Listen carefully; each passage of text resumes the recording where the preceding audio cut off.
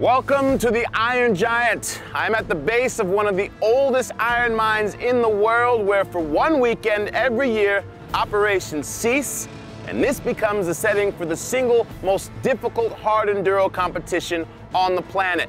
Behind me, 500 competitors are about to attempt to ascend, descend, and crisscross this massive mountain, all in the hopes of reaching the finish line. But actually, only a handful will do so.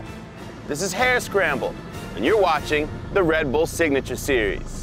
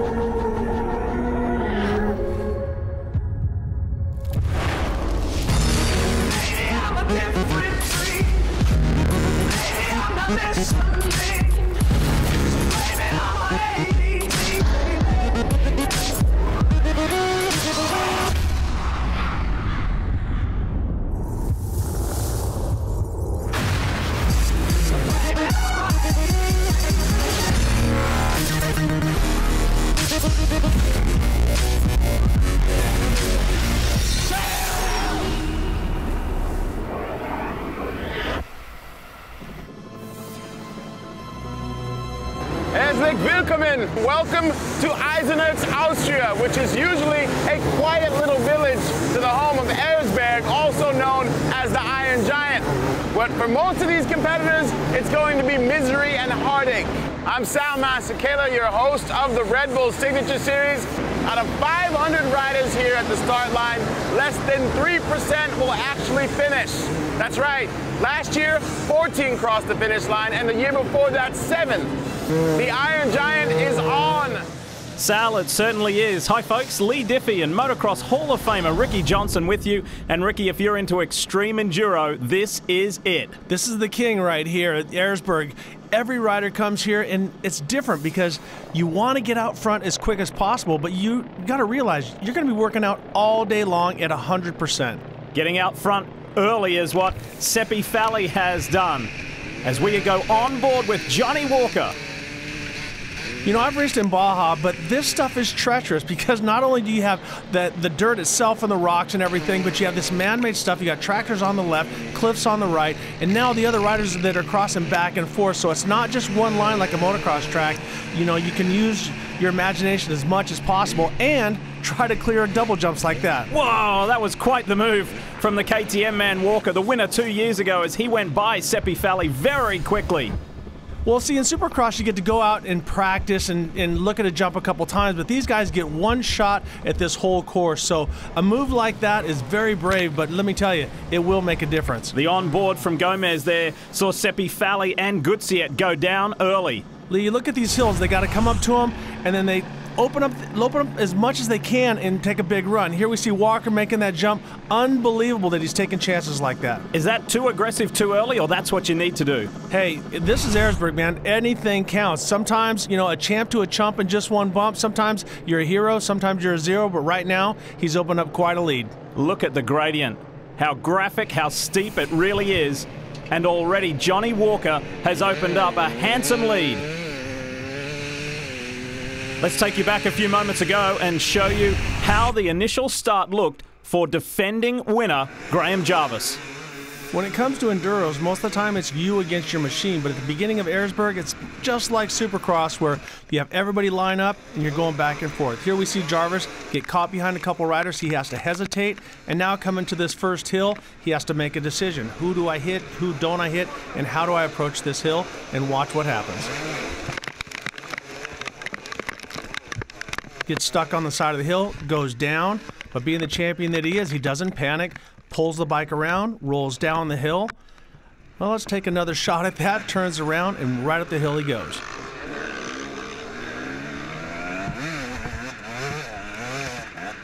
But the big problem now is not just the course, but the other riders.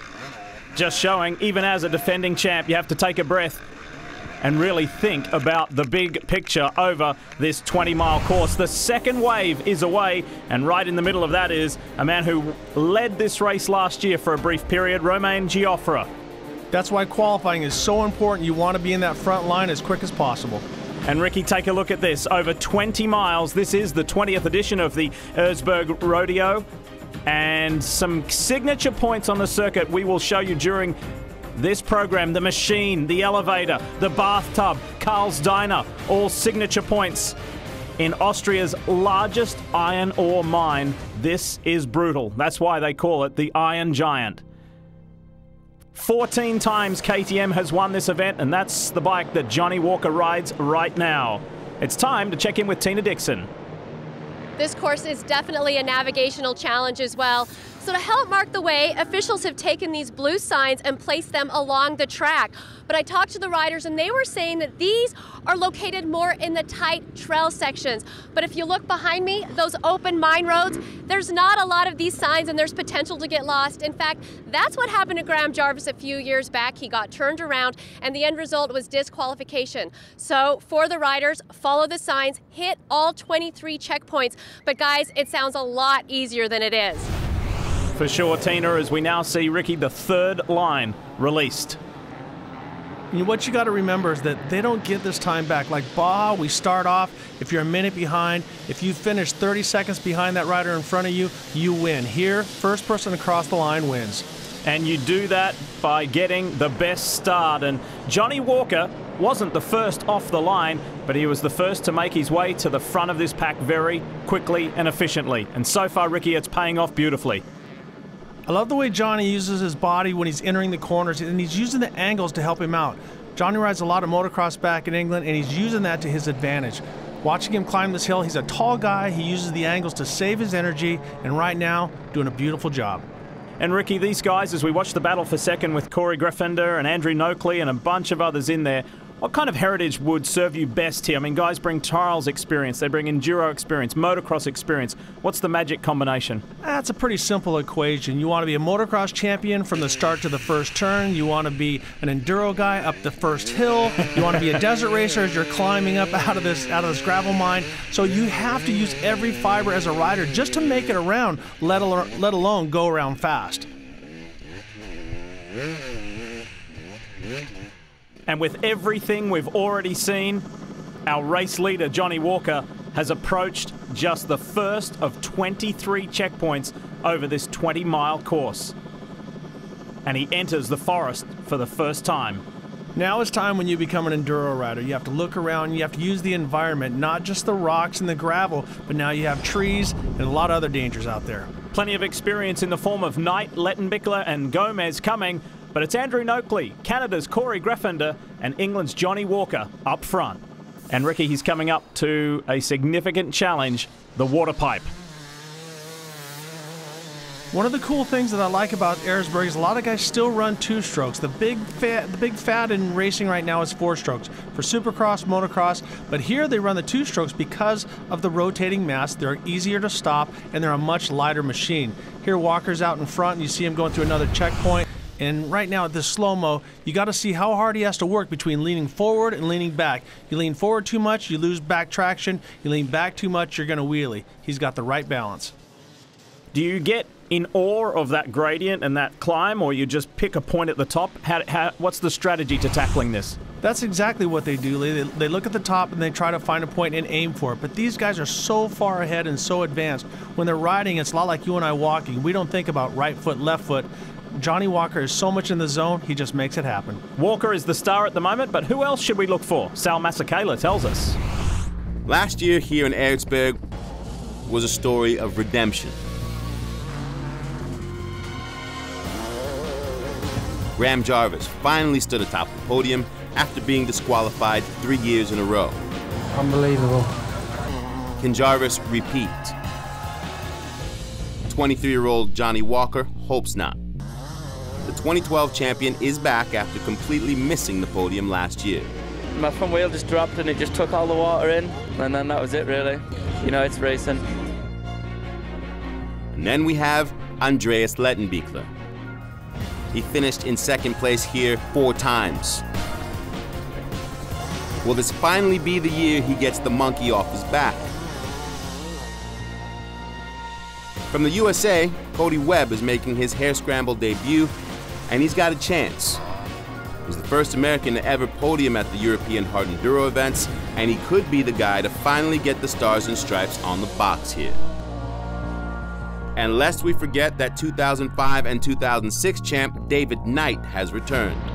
And the master of the British Empire also wants glory of once again being the fastest here in Austria. All of these riders are having a stellar season so far. All would like nothing more than to become the 2014 champion. But if 20 years of racing here at the mine has taught us anything, it's that the mountain always has the final word. And three of those riders we saw in that feature with Sal. We see right here American Taylor Robert and his regular competitor Cody Webb. And right behind these guys as they tackle the waterpipe Ricky, Graham Jarvis on the comeback trail. Jarvis, last year's winner, has to work his way back through the pack, and right now the course is starting to deteriorate a little bit. But as you can see, as they come to the checkpoint, they want to get in and out as quick as possible. At this point last year, 153 riders did not even make it this far. As our race leader Johnny Walker fast approaches the next challenge, the bathtub. Ricky, what's impressed you about Walker so far? If you watch him, he was very, very aggressive at the beginning, and now look at him. He's very smooth on the throttle, paying attention who's behind him, what's going on, because they don't have radio communication, so he's out there running solo, but he can also look back and see if someone's catching him. As Walker, the first to attack the bathtub, and makes it look easy. You know, last year you mentioned that 153 riders hadn't even made it this far. But this year, as you can see, the sun is shining. There is still a lot of water standing around, but with the sun shining, it gives you that crust on top, helps you climb these hills. Canada's Corey Graffender. And just like Walker, nicely completed. Another GoPro onboard with Lettenbichler. We hear him hit the power at the base. That two-stroke power pulls all the way up the hill. Easy daily. And another section completed. Could this be the year when Letty, as he's affectionately known, can win? Here's Spain's Alfredo Gomez.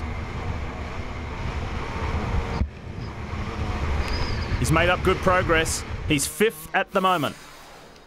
Ahead of him, Andrew Noakley. So this is a good fight. Once again, that little bit of sunshine has made the bathtub much more climbable. A lot of guys not even having a problem. We heard about champions like David Knight taking 3 shots at it the other day, but right now everyone seems to be wheeling up this hill. And for American Taylor Robert to be in 6th at this early stage in his very first Hare Scramble in Austria is a very impressive performance aboard his factory KTM. He's chasing the likes of Gomez and England's Andrew Noakley, and consistent as ever, Andreas Littenbeckler, Corey Graffender for Canada, and then Johnny Walker continues to set the pace. Before he began, though, he had a chance to catch up with our Sal Masekela. Do you always hang out in front of big trucks like this?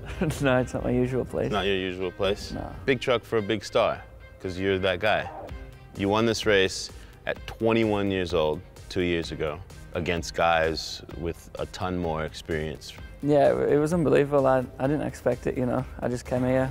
You know, the year before I got the podium, so I came here, you know, thinking I was going to get a podium, but, you know, to actually get the win was unbelievable. How difficult was it for you then last year? Didn't have the best year.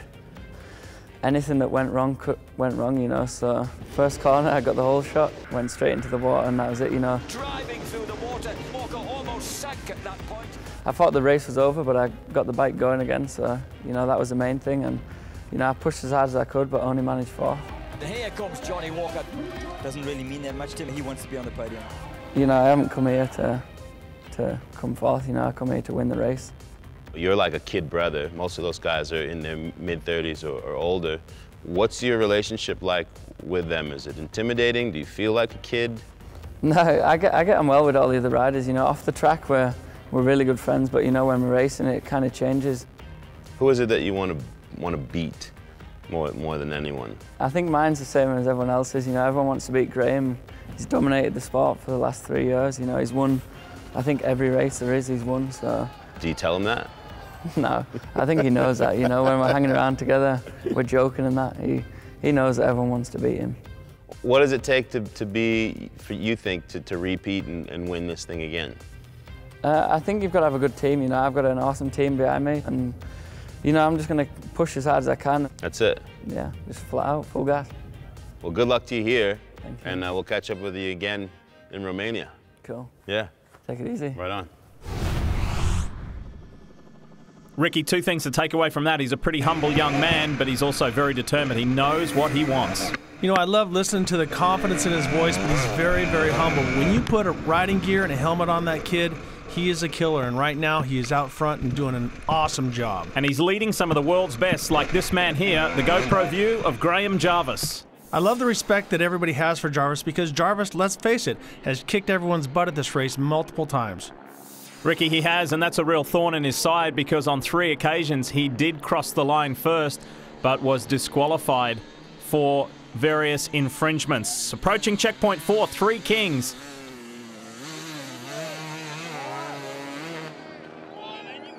And the crowd very appreciative of the way Walker does this. That's the time that you use the energy from the spectators. You hear them screaming for you because you're out there by yourself, beating yourself up. Now, they talked about this. This is a couple hours that they're going as hard as they can possibly go. When we were listening to Johnny in that interview with Sal, he talked about flat out. So he's not saving any energy. He's going as fast as he can the whole time. But when you get to those little sections and you got the crowd cheering for you, helps a ton.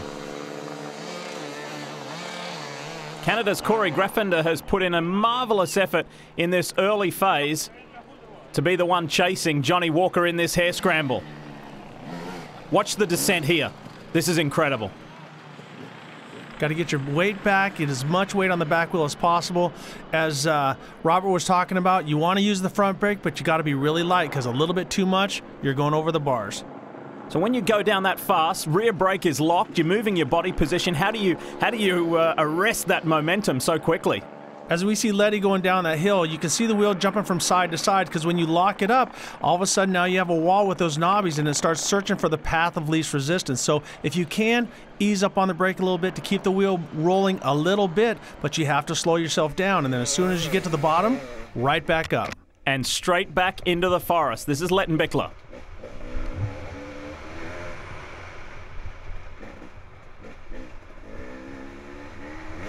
You hear that moan of a two-stroke. They put a heavy flywheel on there, so it gives them a little better traction, but the two-stroke, once again, is a lighter bike, a little bit easier to throw around. This fight for 4th, 5th and 6th is really intensifying. England's Andrew Noakley, you got Spain's Gomez, and then America's Taylor Robert is really hanging in there with them. And Paul Bolton has joined the group. It's like a traffic jam. We got a lot going on right now. So what you're doing is you're using the rider in front of you for their braking points. If they make a mistake, you're using their line to coach you around. But really, you want to get past them, because clean air is best. One rider who is chasing this group is Graham Jarvis. Had that hiccup at the beginning, has been playing catch-up, but it's been playing catch-up very effectively.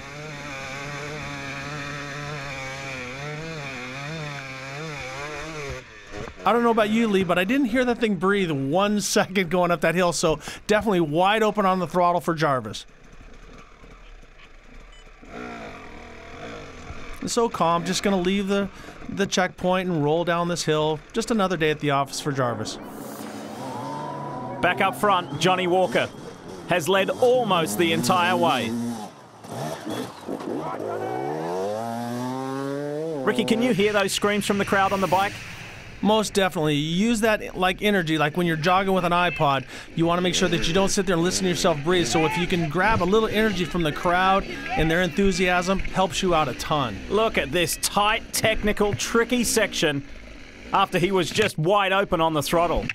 It changes by the second. This is Graffender. I love the body, how they position themselves side to side, because it's not just climbing, but you want to make sure that you don't fall off the side of the cliff as well. On board Letty. Great GoPro images. And look in the background. Look how high they are. in this ginormous iron ore mine that produces more than 2 million tons a year. The riders come off a real fast slick section. They got to size it up. And as they're going, they can't just accelerate because the rocks spin so bad. So they're using their clutch as much as possible to keep from breaking that rear wheel loose and keep forward momentum. Two enormously experienced riders are entering this front group. David Knight, the three-time world champ, and Graham Jarvis. Here's Tina. Before the race, I got a chance to talk to Graham Jarvis's mechanic, Damian Butler, and he was taking me through the bells and whistles of the bike, but when I asked him about the suspension, he did not reveal a thing. He kept his cards very close to him, almost hinted that that was their secret weapon. Now what he did reveal was that even though Graham won last year, he is still very cautious out there when it comes to navigating. He does not want to get lost again. He is not afraid to get off the bike and make sure he is going the right direction. But I want to point out, when I talked to guys like Johnny Walker and David Knight before the race, they said the guy they want to beat, Graham Jarvis. And Tina, we're watching Graham's progress with much interest. We told you earlier in the show that last year 153 guys did not even make it to the water pipe, and it looks pretty much the same this year. Hare Scramble 2014 here in Austria sees Johnny Walker continuing to lead the way over Graffinder and Lettenbichler. And as our race leader begins to enter the section known as Machine, more importantly than that, it is a no help zone. You are on your own through this section. As you can see, the spectators are pointing it from side to side, but if you look closely on the motorcycles, there's a handle that they put on the handlebars, so when they go through certain sections, not here, spectators can't help you, but in the Machine, you're on your own. Think of the fatigue that's setting in already, and then add more gradient, more technical sections, and no outside assistance. That's just part of the challenge that makes Hare Scramble what it is. For now, let's check in with Sal. Attention, the North Americans are invading Erzberg. Names like Robert, Webb, Grunfunder, stars of the American off-road racing scene, have made the pilgrimage, and they are taking a crack at the world's toughest one-day race. And some of them, they are packing with them a secret weapon. Dirt biking is the Goldilocks of the sports world. Stick with me. See, on one end of the spectrum, you got road cycling. 90% depends on the man. On the opposite end of the spectrum, you got car racing. Lots of machine. Smack dab in the middle, you've got dirt biking. Just enough man, just enough machine. Perfect mix, right? Yes, you've got over 50 horsepower between your legs, but no one who's ever ridden can deny the pure physicality of a course like this. Here at Erzberg, adjectives like punishing, grueling, and exhausting are thrown around with more delight than the girlish screams at a One Direction concert. Which is exactly why some of the US challengers are packing a secret weapon. They call it the Recluse. You take a stock clutch and you put it on the shelf. You swap in a Core EXP 3.0 auto clutch and say goodbye bike stalling, hello hard enduro. Corey Graffunder uses it, so does Taylor Robert. Add in custom valve suspension, softer compound tires, you got a machine ready to tackle the Iron Giant. But that's only half the equation. A bike still doesn't drive itself up stuff like this. Dirt biking may have been popularized in the US, but the sport of hard enduro is ruled by the Europeans. Europeans who love tradition. The Recluse, not traditional. But it might just take a non-traditional approach if a North American ever hopes to break onto the podium here in Austria. And Sal, that approach is very much personalized, Ricky, isn't it? Because you have got that blend of rider and bike, but then you've got strategy involved as well. How do you get up the hill? This is video from Letty last year where he shoots the bike to try to clear a really hard rock section because you can't just roll up there, so he sacrifices the bike to make it that little bit. Graffunder here, you see him working the angles, working the side, just more picking his way up through there. That's where the Recluse can help you out. And Letty is through.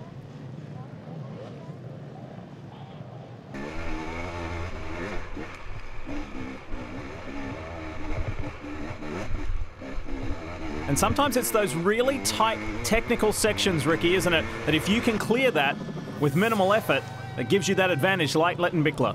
Where you're using so much energy right here, you're probably going anaerobic. You have to try to manage your heart rate as much as possible and your strength, because remember, they're not even halfway yet. So when you get to those flat sections, sometimes you just take a break, not attack, and get your breath. GoPro on board with Graham Jarvis. Continues to claw his way through this field after a poor start. And once you get to the top, he takes a couple short shifts, starts to get his breath back, and think about the next challenge. Wade Nigel Young and Ben Hemingway, 7th and 8th at the moment, as they continue to tackle the machine, which maybe should be called the monster. Well, this course is doing a couple different things. As you notice, some of the big rocks are being pushed out of the way. Some things are pulling the riders down the hill. You can see the bikes are starting to steam because they're water cooled. So when you drop a bike on a side in this kind of situation, you can break the radiator. So it could be the end of the day. And Wade Nigel Young's spirit may have been broken after dropping the bike just there. American Taylor Robert drops out of the top 6 as the defending winner Graham Jarvis enters it. Knight is in there, but it's all Johnny Walker leading the way. Hare Scramble 2014. Here we see him navigating up the narrow track. What's awesome about a race like Erzberg is a lot like MMA. You know, where it's mixed martial arts, where they had jiu-jitsu, judo, boxing, all this different stuff. Here you have to pull from everything. Trials, enduro, motocross. You know, you have to make sure that you get a good hole shot. Motocross, here you're using trials techniques and enduro techniques to make your way around.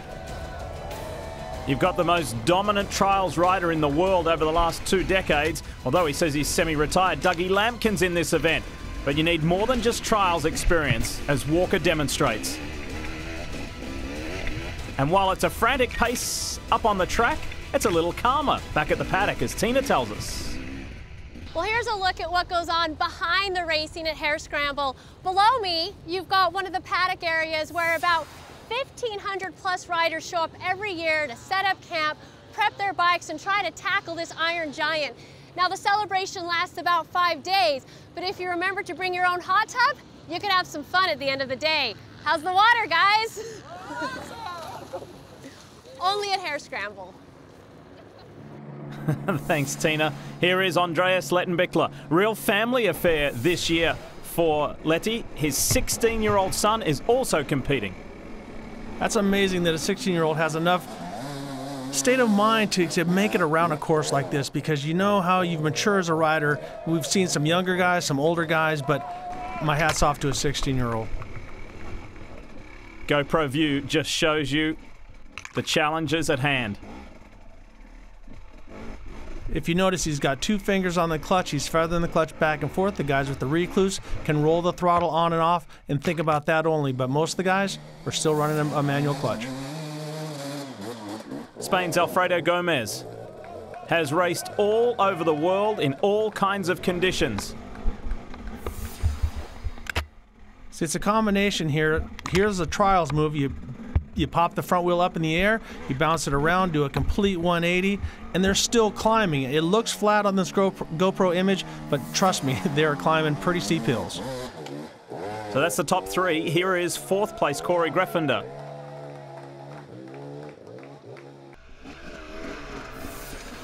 And the chase continues. Graham Jarvis with a competitor ahead.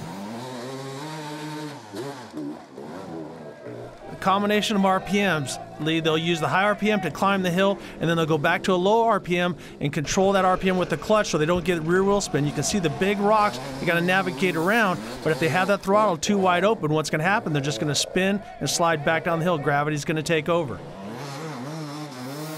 So it's Bolton that Jarvis is chasing. Devil's Route offers quite the challenge.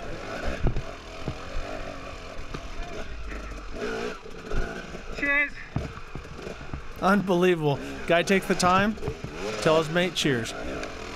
Jarvis gets ahead of Bolton and continues his charge. David Knight is the next one on the list.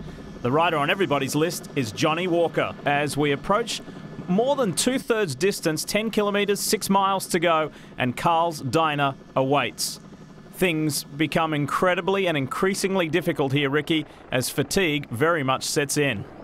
Here we see Johnny Walker going through another checkpoint. And if you notice, Lee, he's dropped his goggles, whether through sweat. A lot of times, these guys, when they're climbing the hills, they're breathing so hard, they want a lot more air to their face.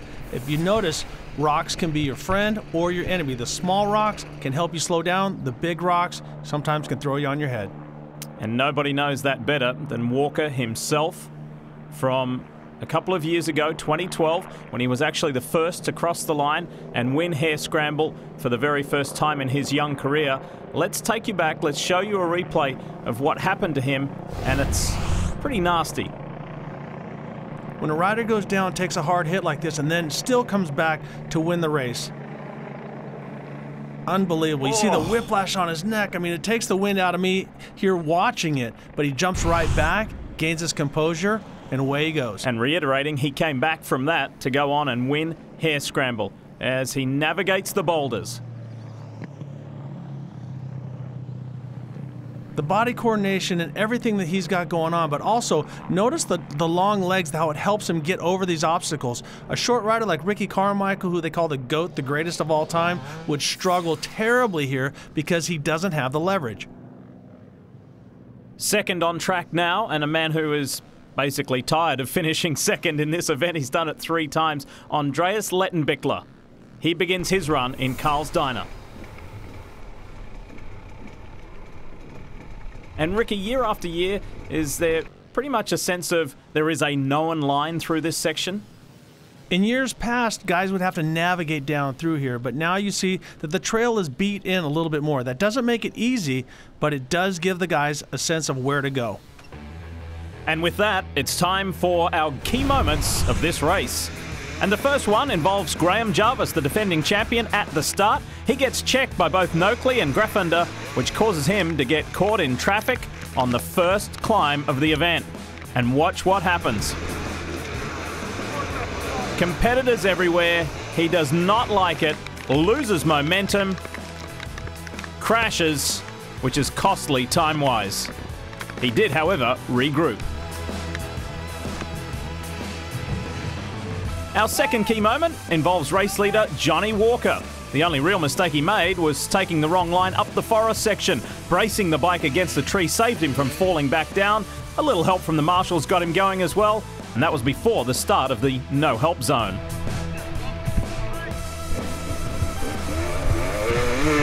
And sometimes it's better to be lucky than good, or maybe good rather than lucky, as Lettenbichler ghost rides his bike to the top of this forest section.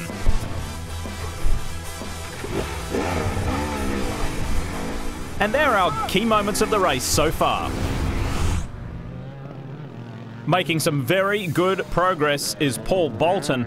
And Ricky, he's made his way up to third. Do you think this section, Carl's Diner, is one of those parts of the race where you can really make your move? You may be better than navigating the boulders than some of your competitors? Well, when I raced Supercross, it was always attack, attack. And then when I started racing trucks down in Baja, I had a philosophy: make time by not losing time. And as long as Bolton keeps moving forward and doesn't have any big delays by getting stuck on the rock, as we saw what happened to Johnny Walker a couple years ago, a big crash, you're doing good. So it's all about racing yourself and not making a mistake.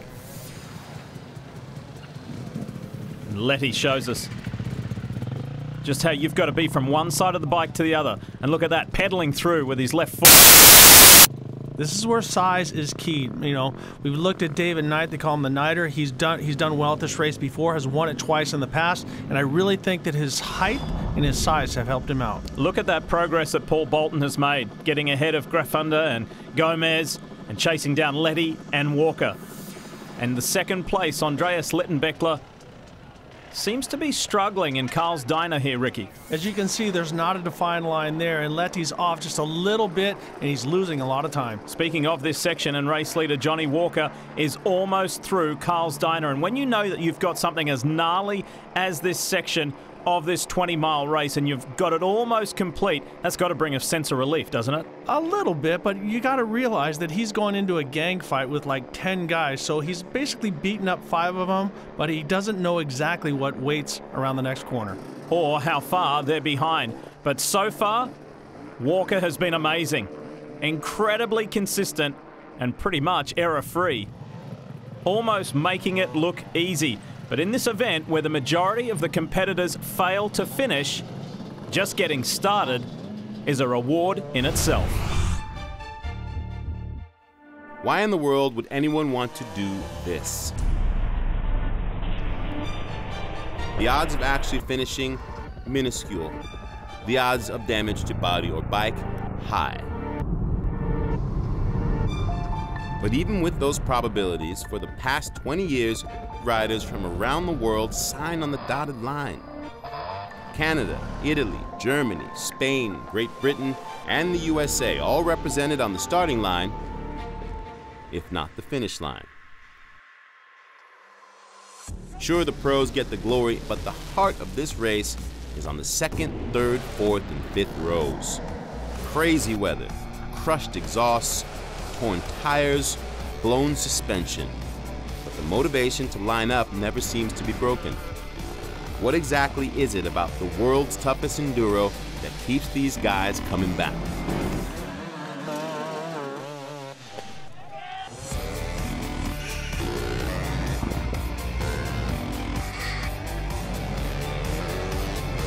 Maybe it's the beauty of the Austrian Alps, a once-a-year chance to race at a working iron mine, 1,499 of your closest friends on the starting line, 45,000 rabid fans along the course. Think about it. Why in the world wouldn't you want to do this? Ricky Johnson, you're an icon in the two-wheel world. Is this something that you would consider taking part in? At this stage of my life, Lee, hell no. With age comes a cage, so I'll stick to cars. Go, Graham! What sportsmanship. That is Letty, Andreas Lettenbeckler, and Graham Jarvis overtakes him for second. Well, he's a smart man. He lets Jarvis go by, and now he's going to follow his line. So very, very smart riding by Letty. And that underscores the point you made before, Ricky, about how much Letty may have got offline through Carl's Diner, and that gave Jarvis the advantage. Up front, it is clean and clear, though, as it has been for almost the entire race for Johnny Walker. A lot of racers with a ton of respect for Jarvis, so if I was a racer, that's who I would want to follow as much as possible, then try to snake him at the end. But a guy like Jarvis is really hard to beat. But this guy, Johnny Walker, unbelievable all day long. When you're in that zone, which I think I felt it a couple times, it's unreal. Completes another section flawlessly. It has been an incredible display. Looking down on the Iron Giant. This is Hare Scramble, part of the Red Bull Signature Series, and one of the toughest tests you can face as an enduro rider. Race leader continues to be Johnny Walker aboard his factory KTM, and we're nearing the end of this thing. Walker on the back of the bike, accelerating as hard as he can. But Lee, there's not too many sections on this racetrack where a guy can sit down and relax. So what he wants to do is take some deep breaths, get some blood back into those muscles, because right around the next corner, a whole bunch of technical. Yep, one of the final challenges on this 20-mile track. It's called Dynamite. It is right near one of the main explosive storage facilities at this active mine. Here's Tina. By the time I showed up to Carl's Diner, Johnny Walker had already made it through. Andreas Lettenbeckler was just finishing up. He looked exhausted, but I did get a chance to ask him quickly how he was doing, and he gave me a very serious head nod. The big story, Graham Jarvis made a couple big passes and is now battling his way to the finish with a very, very determined look in his eyes. Tina, thank you. The last two winners of this event are now in the top two positions and have had two very different races, Ricky. For Walker, it's been setting the pace. For Jarvis, it's been chasing. And what would have happened if Jarvis did not go down on that first hill? He's been charging, he's had to work his way through traffic, but Johnny Walker has been out front and setting the pace. Johnny Walker and Dynamite. Kind of sounds like it goes together, doesn't it? A little bit like a punk rock band, but it's not. It's the leader of the Hare Scramble. And this shot really underscores just the gradient, how steep the gradient is, and what Johnny Walker and this field are dealing with. What Johnny Walker's doing, it's controlled chaos. He's off the back of the bike, he's off the front of the bike, he's using the clutch, he's letting the guys guide him where to go. It looks easy, it looks sloppy, but it's actually perfection. Oh! does a little bit of ghost riding there at the end, but makes it to the top of Dynamite. Listen to the words of encouragement.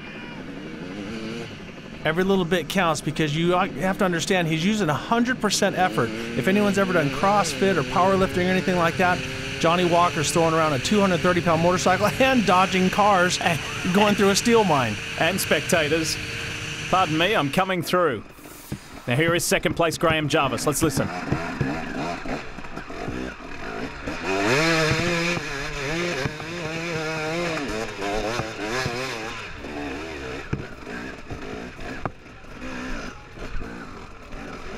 You see Jarvis, so much of it just letting the bike flow, Ricky, as he kind of Fred Flintstones it through some sections. It's very smooth. He's so in contact with his clutch and his rear wheel. You know, Johnny seems to be a little bit more aggressive, but Jarvis seems to be a lot smoother going up Dynamite. And the calls of back, back, back. Use up all the ground you can. Every inch counts. Now, this is just like a hole shot on a Supercross. Wide open, gets himself up there, and as we see Jarvis, cleans it. Another checkpoint complete. And the chase continues for defending Hare Scramble winner Graham Jarvis. What a comeback this has been. As Jarvis goes through the gears right now, once again, saving energy, getting ready for more battling to come. And not a whole lot of time to take in that beautiful Austrian Alps scenery. Here's Letty.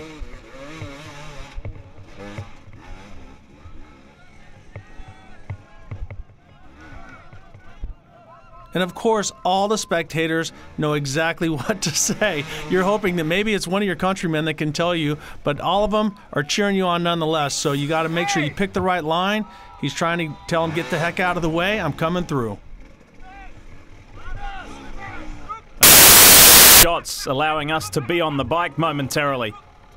This final run up Dynamite, every inch counts. And if you notice, Letty sits back, takes a couple breaths, and then you have to give a 100% effort to get to the top.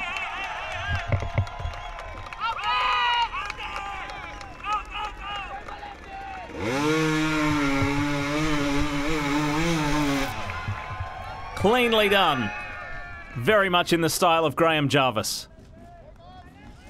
There's your top three. Now, how many other riders will even make it up there?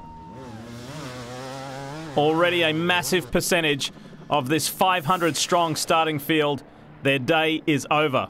For veteran Alfredo Gomez, it certainly isn't. He's still running in a strong 4th place. Gomez running a slightly different style. He's sitting on the back and using his feet as rudders, going from side to side, but that little extra weight on the back wheel is giving him a little bit of traction. The factory Husqvarna rider completes his run through Dynamite and does it cleanly. I have to say, he made it look the easiest out of all 4 guys.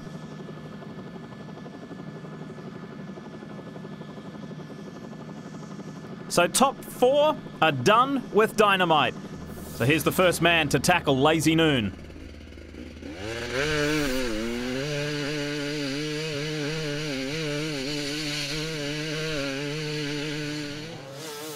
As we listen to Johnny Walker, it goes from 0 to wide open, and he carries it all the way up to the top and blitzes it.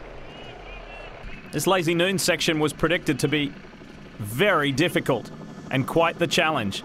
Perhaps Walker once again made things look easier than what they are. Right now, Johnny Walker is in the zone. He is riding so well. He's not making any mistakes. Even his mistakes when he shot to the top of Dynamite, he does it perfectly. The bike lands right at the top, doesn't have to turn around and go back down. So Johnny Walker is a man possessed. Here's the man doing the chasing, defending winner, Graham Jarvis.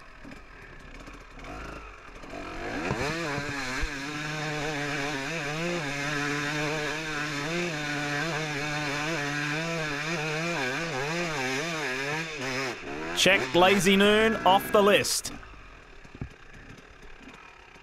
Come on.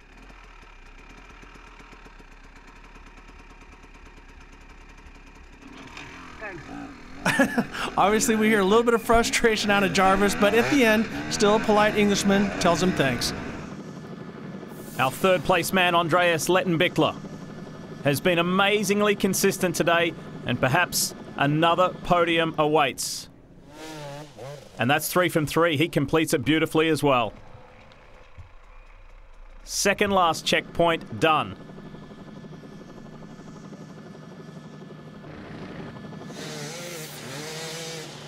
Oh, this is Gomez.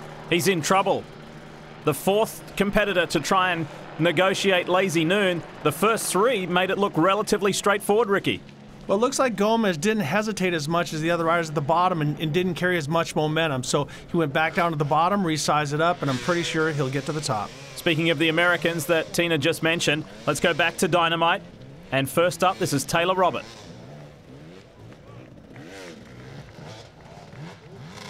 In the background, here comes Cody Webb.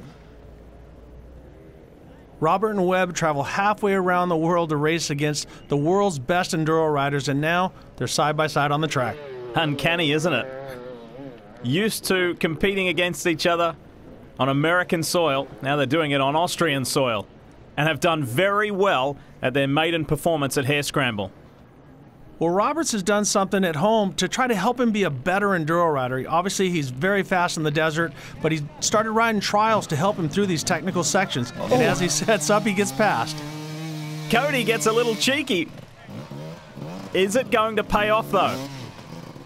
That climb up Dynamite is so steep. This is Gomez, take 2 ahead at Lazy Noon.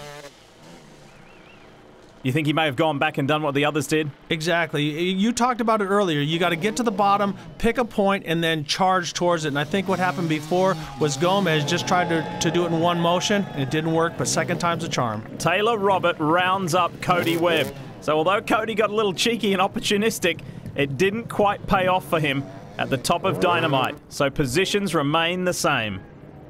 The Americans is going to be bragging rights on the flight home, so it definitely doesn't matter if they finish second to last and last. Whoever is in front is going to have the best ride home. And this is the only ride home.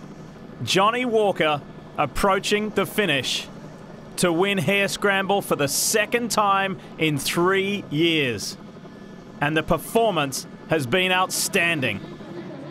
This is the equivalent of the 20th lap in Supercross, just sucking it up, cheering on, getting cheered on by his family and friends, and made it to the finish line. 23rd and final checkpoint, and Johnny Walker is now a 2-time Hare Scramble winner, and all but passing half a dozen people in the opening sequence. He was all by himself out in front to see that checkered flag first. 2 out of the last 3 years, Johnny Walker is the Hare Scramble winner in Austria. As a rider approaches the finish line, Lee, after a race this grueling, I can only compare it to the Baja 1000. You start to go back and you remember all the good and the bad and the ugly. And right now, Johnny Walker's on top of the world. And as he told Sal Masekela in that interview before he even began Hare Scramble 2014, I am going to go flat out right from the beginning. And he certainly did just that. It's time to celebrate in Erzberg. So let's go to Tina, who's with our winner.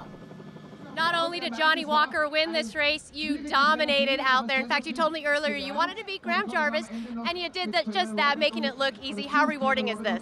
Yeah, it feels awesome. I really can't believe it, you know, but I put a lot of work in beforehand, so, you know, kind of done a lot of training before, so did all that, and then, you know, this has come easy.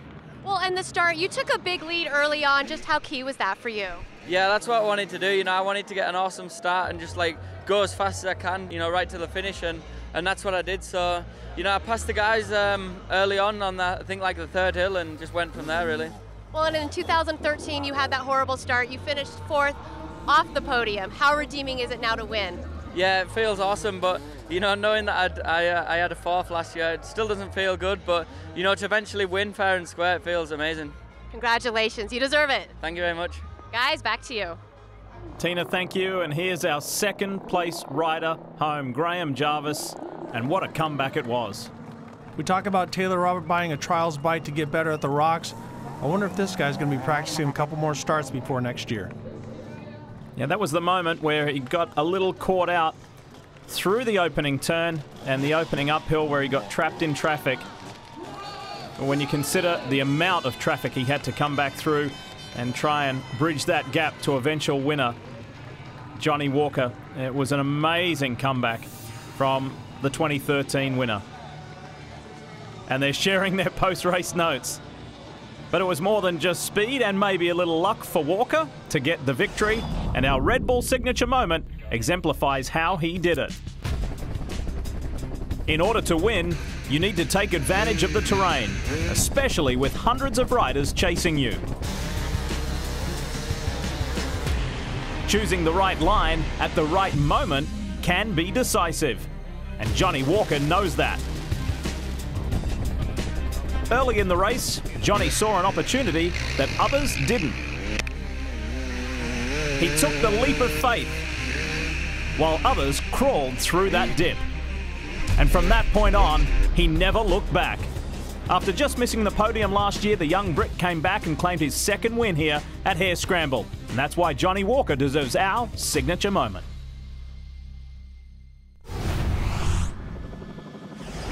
And here's a look at the top 10, and Ricky, just to have your name on that is quite the accomplishment. We talked about it earlier. To finish the Hare Scramble is unbelievable, but when you make it to the top 10, great job. Every man gets to line up. We have some champions. We have some guys that didn't make it past the first turn, but they're all my heroes. They certainly are. And time to say farewell. Here's Sal. Thanks, guys, and thank you all for watching Hare Scramble from here in Erzberg, Austria. What an incredible test of both man and machine against these truly brutal conditions. The Iron Giant once again claiming its fair share of victims, but big congratulations to Johnny Walker getting the win, and Graham Jarvis and Andreas Lettenbichler rounding out the podium. I'm Sal Masekela, and we will see you next time. Auf Wiedersehen!